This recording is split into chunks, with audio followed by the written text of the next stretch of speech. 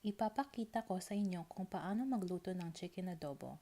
Ang mga sangkap para sa chicken adobo ay 1 kutsarita ng paminta, 3 o 4 na dahon ng laurel, 2 kutsara ng asukal, 1 kutsarang tinadtad na bawang, 1/4 tasa ng hiniwang sibuyas, kalahating tasa ng toyo na nakahalo sa kalahating tasa ng tubig, 2 kutsara ng suka, at hita o pakpak ng manok. Sa kalan, mag-init ng mantika sa isang kawali. Pag mainit na ang mantika at kawali, iprito ang manok. Dapat nakaharap ang balat ng manok sa kawali para malutong ang balat.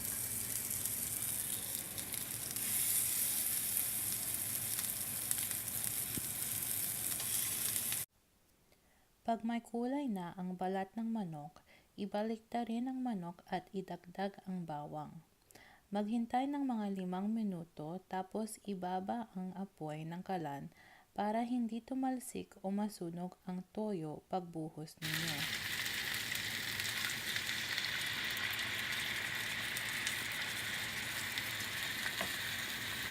Tapos pudpuran ang paminta at asukal sa kawali at idagdag ang suka. Itaas ang apoy para makulo lahat. Pag nakulo na ang adobo, itakpan ng kawali at pakuluan ito sa mahinang apoy ng 30 minuto.